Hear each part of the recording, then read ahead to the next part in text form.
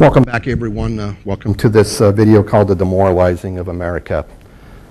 This becomes something, I guess, that's close to my heart and where it's at. And I think as we look at the changes we've made in this country over the last 60 or 70 years, most of them could be fixed by putting morality back into what we do and how we live.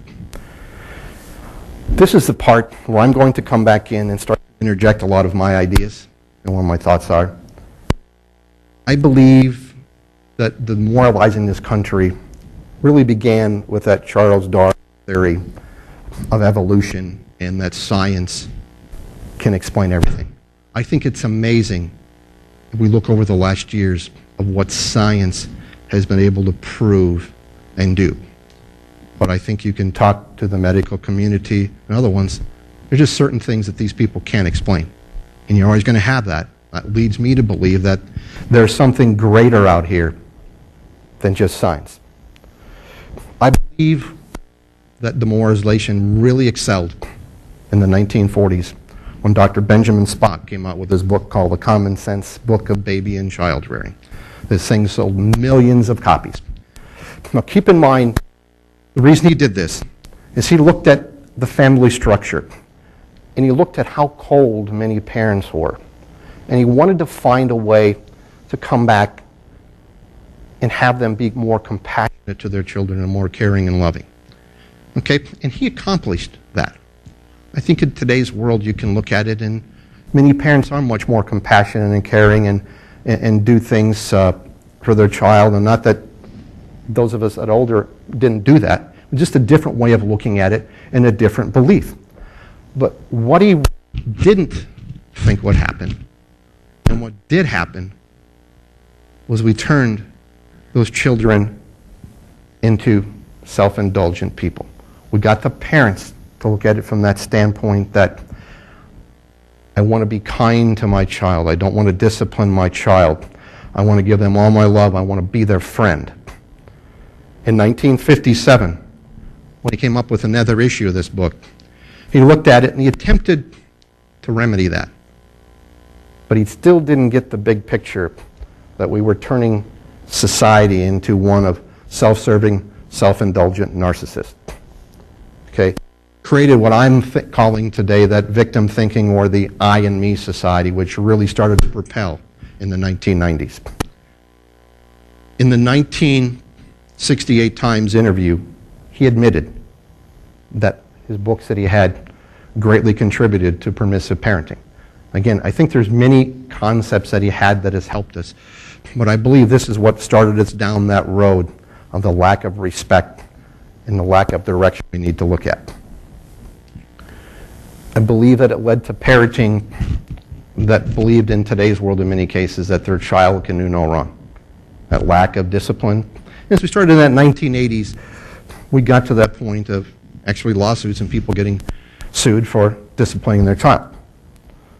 But I find it interesting of the different psychological things that I've seen over time. One of the things that psychologists tell us is you cannot give a child too much power when they're young. It will become abusive. They won't know how to regulate it later. But yet, that is a concept that we promoted. I have to believe there's a happy medium in there someplace that we need to try to find. I believe that next step of decay was a program that was started in the early 1970s called Values Clarification in our school systems.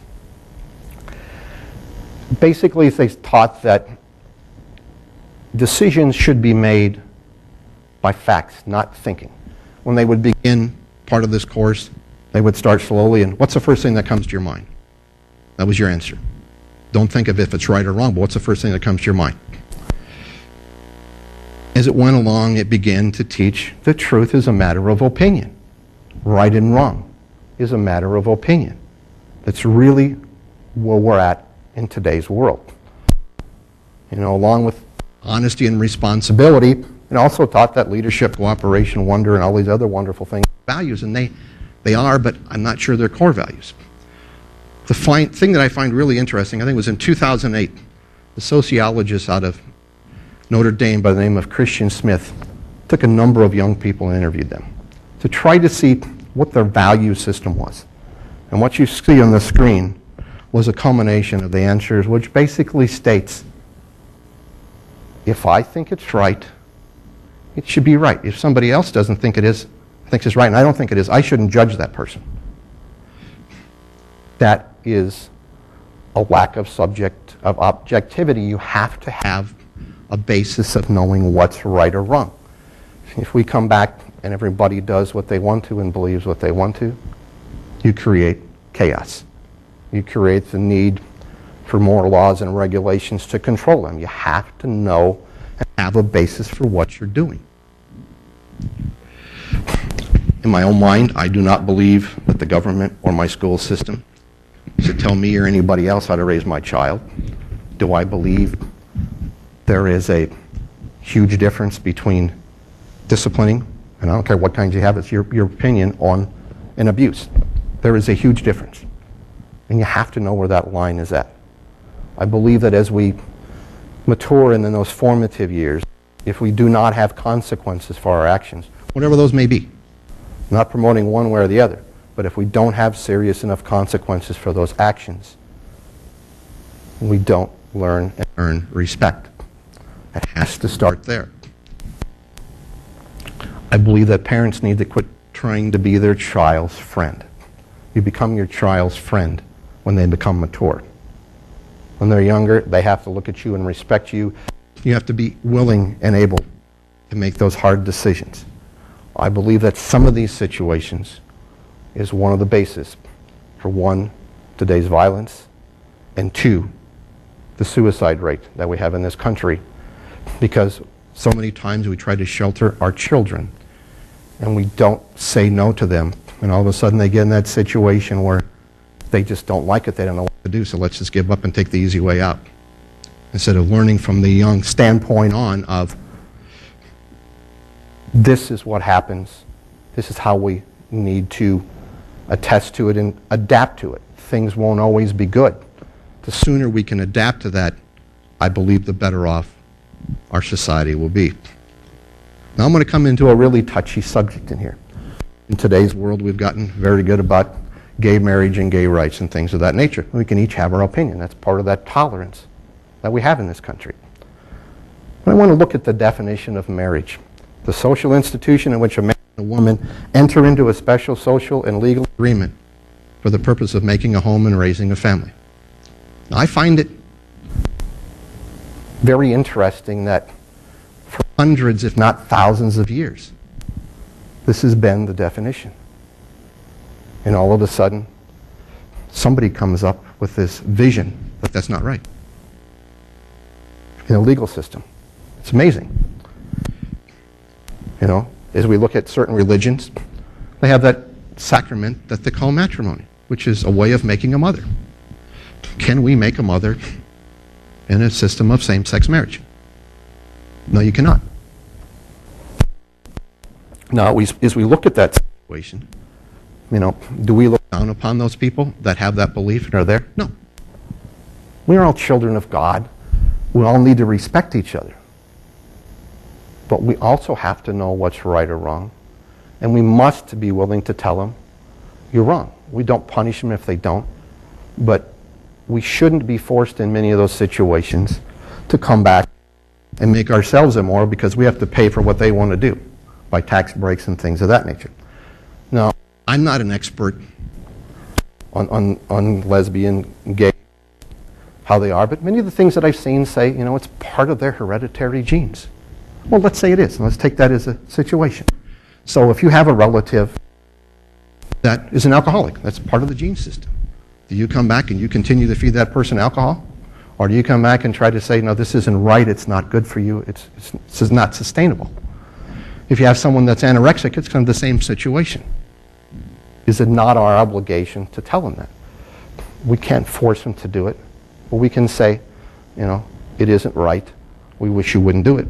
But please don't find a way to make us immoral if we don't believe in it by having to follow you by what somebody in a Supreme Court or an appellate court is going to make us do. You know, why do I believe society has embraced this over the years? I think one is We're afraid of being sued in that legal system. I think we become demoralized and have enough of that gradualism that it's okay. When I teach some of the young people that I do in that 8th grade level of religious ed, I have this discussion. And so many times I'll come back and the answer I'll get, why do we have this discussion? Shouldn't anybody be able to do whatever they want to? And the answer is, well, it goes back to what is freedom, responsibility, tolerance, and what is morally right. I believed that this now generation is one that believes in entitlement. I should be able to do, again, what I want to. And I believe it's been used way too often in recent years as a political tool to get votes, to get reelected, if I would agree with that movement. Okay, again, do we banish these people? Do we look down upon them? No. But it is our obligations to tell them what's right or wrong in our view. Should not have to support their view. I believe that gay marriage supports self-pleasure and self-indulgence. What does a traditional marriage promote? Self-giving, self-sacrifice. Still got the selves, but this is the opposite. The only purpose that I believe there is in gay marriage is to get the financial gains that you can get and use the theory that we're all equal, we should all have the right to have the ability to come back and get a cheaper insurance policy, or because I'm filing jointly as a tax, or my insurance is as a couple versus an individual and versus 2 individuals. Just not right in my belief. Again, do I look down on these people? No. But please, those of you that are of that belief, and those of you that are in the judicial system and the legal system, don't force it on me. It's not right. As we look back, I believe we need to make some of those changes to get us back to a family structure. Today's world, in that government support, really is one that works to destroy the family. If you're a young lady that gets pregnant, we're going to help support you, and I think that's fine. But then if you have another child, we support you again. And if you get married, you're going to lose that support. Now that's really a great thing if we want to have the family structure is what this country was built on and where our morals are built on. We have to get back, and we'll talk about this later, of finding a way to change that. I have some theories. I go back to a video that was put out a number of years ago called The California Poster Child. This beautiful young lady, probably in her mid-20s, that's living in California. And she's stating, you know, this is a wonderful thing. I have 3 children. I get free rent. I have a WIC. I have SNAP. I have this and I have that. Why would anybody ever want to work? We tell them that this is okay to keep doing it, and we'll keep supporting you. Because when we have the faction that believes that we need to help each other, and we do, but not the federal government, not the state and local government unless it's an emergency on situations like that. And we just need to look further and say, what can we do to make this better? There has to be some restrictions, such as, okay, if you have 1 child, we're going to help you. You got 3 to 5 years to figure out how to support yourself. If you have a 2nd child out of wedlock, you're no longer on the system.